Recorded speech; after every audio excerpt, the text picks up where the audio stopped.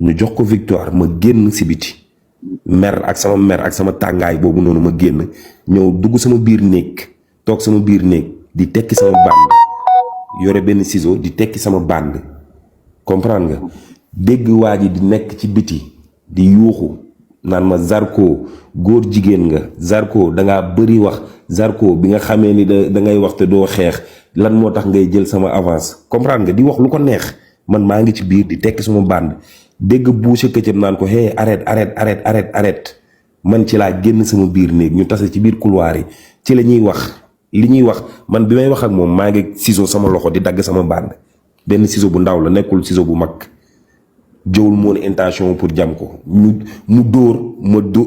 donc pas que ciseau la woon ciseau. non ciseau bu ndaw la ciseau bi yi ñuy daggee bande yi. foofu amul paaka kenn dafa yóbbu paaka. exactement merci. ciseau laa yoroon di dagg samay bande di génnee samay bande sama loxo comprendre nga Lamine di ma calmer naan ma Zarko garaawul li nga def mooy décision bi nga xamante ni mooy bu baax parce que munoo xam nga am fële plus importance làmb Sénégal ëpp la importance que MMA nga ñëw bëgg yàqal sa bopp. t'as pris comprendre nga léegi nag ni ñuy waxante man ak moom ciseau bi ma yore ni ma ko dóoree ciseau bi moo dagg baaraam yi ci kaw mais du intention boo xam dama jóg pour jam ko wala dama jóg pour def ko loo xamante ni lu metti la parce que man quoi qu'on puisse dire am na xol boo xam ne bu ma ko yéene nit maanaam nit bu tàng la mu réagiré noonu mais man dama jégalu kenn sama adversaire rek laay masawu di ko xamal ni li ma ko def man neexuma malgré sama tàngat la ak tàngatam erreur am xam naa ne su ma xeexee bu ma ñëwee Sénégal dafa am leneen lu gën a metti loo xamante ne dina ma fi dal muy waa CNG d'après les menaces et ak garde yi ñu ma jox ba pare toog di ma déglu ma jël sama décision personnelle comme un professionnel ma xam ni maanaam business la business yow nit ku ci nekk da ngay xool li la intéressé ak lii sa arrangement ma xam ni man ma bañ a xeex mooy suma arrangement malgré bëggoon naa xeex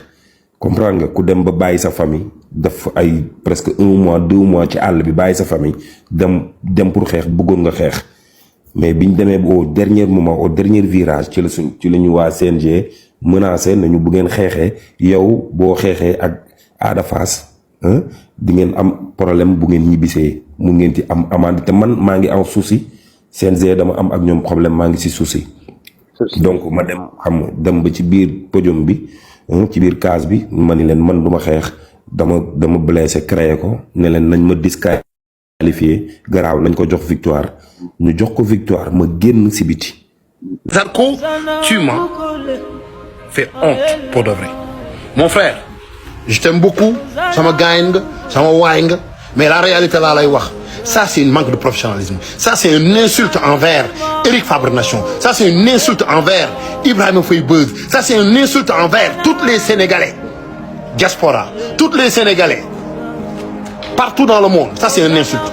te tamit nag bul fàtte benn affaire lii nii ci MMA xam nga luñ koy woowee tapet ragal lañ koy woowee tey waa ji bu taxawee ne yow ragal nga tapet nga mënuñu koo teg kenn mënut a teg gi ne Zarko tapet la parce que waa ji mi ngi koy wax mais c'est quoi ça Zarko c'est comme si da nga mbubboo Eric Fabre Nation dem préparer ki nga xam ne ni moom mooy Sa Thiès come on mënuñu koo trouver lu nice maa ngi jégalu mon frère t'es un bon gars t'as un grand cœur d'accord xam nañ mais des fois yenn conneries yi il faut pas le faire bu la leeree ne combat bi doo ko jël doo ko xeex bul pousser Sénégalais yi ñuy dagg billet ñi nga xam ne yow la ñuy topp dagg billet ñëw di la seetaan si pour quelle raison waxoo supporters yi nga xam ne dañoo dagg billet ñu nekk ci diaspora bi ñu nekk Sénégal jënd pay-per-view pour seetaan sa combat waxoo leen dara nga ñëw ba ci jour combat nga présenté wu ñëw dugg dem taxaw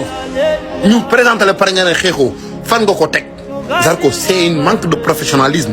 xarit la vidéo bi mi ngi viral fu mu toll nii suma copain nan nga gisee li nga xamante moom la Zarko def ëlbatiku jam affaire am jël ciseau jam ki nga xam moom mooy baaraamu adversaire am dégg nga li nga xam ne l'animal lan la wax nee na c'est un zoï à ses propres termes man jàng naa terme bu bees maanaam ragal la. c'est pas un ziggy maanaam guerrier. voilà il a yooyi mooy dafa exactement dafa yooyi c'est pas un ziggy coach Bakary. waaw dégg li lay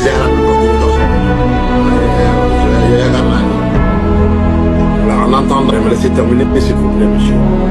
Merci. Je pense que personnel. Quand tu dis une personne tapette, ça veut dire qu'il y a quelque chose de très personnel. Donc, si on parle seulement sur le sujet d'hier, madame est plutôt sur l'aspect psychologique de la personne, tout simplement.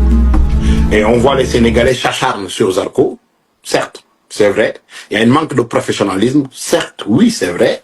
Mais il faut comprendre aussi la mode de pion et position, que ça soit clair.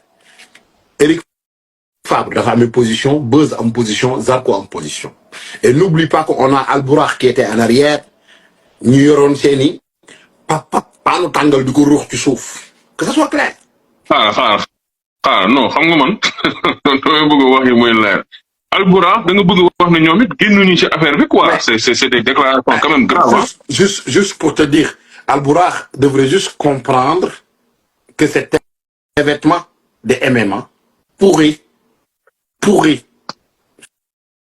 marcher d'une manière dans laquelle Zarko va s'en sortir tranquille, sans problème. Et coupure, ça empêche personne de se lutter, on va dire la vérité. Kon yow d'accord nga Zarko mu yéeg jàmmarloo jëflante ki nga xamante ne mooy adversaire. Parce que si Zarko refuse de monter sur le ring, ça veut dire que Albourakh a fait quelque chose en arrière. Mais si Albourakh est en train de faire quelque chose en arrière, nous avons un business personnel, on est d'accord. Mais il faut voir aussi la position de Eric Fabre et de Buzz. Nous avons def acte tapette la. Lan moy prouver que acte tapette la. Il a yoyi. Moy kané bi. Légui wacc nañ. Gis na waji di koy o bi mi wacc nan ko Zarko si tu es un homme viens. Si tu as des couilles viens. Légui wacc nañ. Jarul muy jël ci doon do provoquer waji ñu xex, ñu ofal leen, ñu fay. Mu prouver mu dóor waji fop ko comme ginaar ci kanam waji. Bu ko defee CNG dara wax na wo bagarre de rue la. Man nay dem aéroport xex aéroport, man na dem boutique ba xex fa. Voilà, boba mu won waji ne ko dafa am luma teunk mais duma tapet mais la tax muy jël ciseau lolu c'est de la lâcheté. Ak ni mu def gaay c'est de ñom Eric Fabre Buzz dañuy liggéey. Mom day liggéey, mëno xep waaw respecter sa liggéey di lek xal fi nit ñi té voilà il a fauché tout le monde ñep la fauché. Bakary man ko gis dem mu ngi dugg ci ben café nan il nous a fauché lan lay wax manque de professionnalisme. Affaire professionnalisme amu fa. Voilà, manque affaire yi escroquerie la. Loolu la wax nee na affaire bi Zarko n'a pas été professionnel. Professionnel loolu de affaire tapet la waaw nan la wax ma lan moo ko lié ak professionnalisme. Mais il faut savoir déjà c'est quoi la définition d'être professionnel, c'est quoi la définition. Ouais, Bakary xoolal ñëpp jàng nañ Bakary xoolal man dooma wax lan mooy professionnalisme. Voilà dooma doon dagg duma la dagg ma ne def après boo pare ma wax la man ak Bakary après lana tax objectif ma jël la pour ñu jël live loolu sama diggante la ak Bakary ak il faut que ñu dugg lana tax je veux être mon retour parce que duma la nëbb je dirige plus de 37 discothèques ici entre Allemagne Luxembourg ak yooyu tey je fais que bagarre damay xeex ba fu mu toll nii sama carte professionnelle sax dama dem tribunal ba fu mu toll nii liggéeyatuma sama agent yi ñooy liggéey voilà. mais bagarre bi may def. gratuite dama waaw. non mais nga baal ma mais da nga bëgg retourner waat ci MMA bi. moo tax ma bàyyi cigarette dama wax ne heure bu ma arrivé à bàyyi cigarette ça fait presque 1 an ya ngi nii non astafurlah 6 mois maa ngi bàyyi cigarette léegi nag je veux retourner dans la case parce que man je suis un ziguey man nit koo xam ne j'ai la température man je bagarre bu may liggéey damay xeex bu may def garde rapproché bu voilà am na yenn yu côté professionnel comme li koy Bakary de waxee doo nekk nit ki garde rapproché di xeex là il faut négocier parce que quand tu fais bagarre devant celui que tu assures sa sécurité tu le mets en danger voilà boo nekkee people. Que ça soit clair ba ci ciseau bi ngay wax jame bi y avait combien de personnes autour. Bon xam nga affaire bi nu mu demee vidéo bi ku bëgg gis vidéo bu gën a leer demal wasaare parce que ci coulisses si la waa ji mi ngi doon sol gants yi xam nga Zarko instant tekki na gants yi bu ñu ñëwee ba foofu waa ji am na lu mu doon wax Zarko man nag dégguma lan la te la Zarko ñëw menacé ko xàcc li nga xam ne mooy ciseau bi jam ko ci ay baaraamam. Attendez. Mais est-ce que du effet de surprise boobu noonu moo tax ba nga xamante ne nit ñi ils n'ont pas pu ba pare ciseau aussi soo nekkee di àtte ku yor arme est-ce que loolu neex na àtte ko ci. Dave, Zarko n'a pas menacé les autres. C'est ça qu'on appelle non assistance à une personne en danger. Et non seulement, on ne peut pas mettre 2 combattants, ils auront le combat, dans une même coulisse. Ça ne marche pas. Ça, c'est un manque de sécurité, de base. Juste pour voir là, en fait, nous n'avons pas Je pense qu'ils n'ont pas de l'amour pour ça. Ils n'ont pas de l'amour pour le Sénégal. Ils ne devraient même pas véhiculer cette vidéo.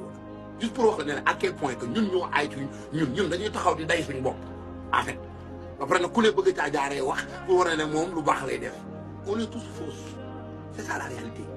La réalité. Mais est-ce que maa ngi lire ci commentaire yi est-ce que par rapport ak vidéo bi nga def démb après mu ñëw ci l'animal est-ce que discours bi changé wul démb da nga xawoon tàng quoi mais tey wala boobu da nga toog seetaanaat vidéo à tête reposée. C'est la même chose que j'ai dit. Ce que j'ai dit, c'est très simple et je l'ai répété encore. C'est une manque de professionnalisme que Zarko n'a pas pu combattre.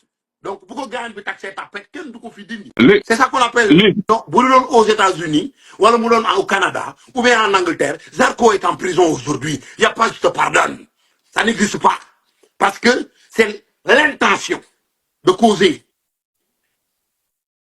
Ok. La justice ne le pardonne pas. Ok. léegi damay ñëw ci l'animal mu wax lu mu ci kii ñu jàll ci d'accord y a pas de souci l'animal déglu nga li nga xamante ne moom la Bakary wax bon man ka naan sax est-ce que discours bi changé wul diggante démb ak tey bon jéem na wax expliquer li nga xamante ne maanaam moom Zarko moom la def acte bu mu def ne kon dañ ko doon traité de tapette moo tax mu kii mais est-ce que war na àgg ba quand même passer à l'acte quoi il est quand même passé à l'acte su yoroon ciseau menacé sax limite mais il est complètement passé à l'acte dem ba gaañ nit ki et puis aussi affaire bi sax dégg naa waa police u ivoirien yi ñëwoon nañu foofu naroon ko yóbbu mais yóbbuñu ko lan mooy si sa xalaat ak leneen loo nga xamante ne bëggoon nga ko dolli l'animal. waaw sama xalaat mooy que ne Bakary laay wax nit ku ci nekk ak sa opinion nit ku ci nekk ak sa xalaat voilà moom dafa am opinion di ko wax man duma critiquer ko nit ku nekk ak sa point de vue ku nekk yaay xamee ne yaa xam nooy tojee sa bopp kaña voilà man li ma wax du dañ tey du. espace public bi képp ku fi def yëfi saay-saay wala nga def fi yëfi banditisme di jiima gëree gëraltu di ngoon ay gëree wala nga def fi yëfi raykatu nit ci kàttanu suñ borom koo mën a doon am nañ ci suñu xalaat muy Zarko gàcceel nga réew mi gàcceel nga Sénégal waaye jàppal ne représenté woo Sénégal fenn saa bu war yàggee nag gawar feeñ bi ñu nekkee fii ci réew mi di danoncé mbëri yi ñu recruté woon ñuy rey nit ñi guddeeg bëccëg di leen jam am ñu génn di leen jàppal tànk kii nag def na yëfi banditisme dëgg te def na yëfi nervi yéen ñi doon wax naan nervi amul ay nervi ngi ci réew mi muy génn fii ba Sénégal génn fii ci réew mi war a siggil Sénégal wala jël drapeau Sénégal dem ba seeg sa mbokkum africain di ko génnal ay paaka wala ay siso ba koy jam yéen a gàcceel réew mi yéen a di saay-saay ay bandi ñoo ci bari yéen ñi doon wax nag naan xale yi dañoo bari wax ak ay nervi amu ci barke yonent yàlla moom ay nervi am na ci réew mi ñu ngi nii nganduk nervi la laa lay wax mu ngi nii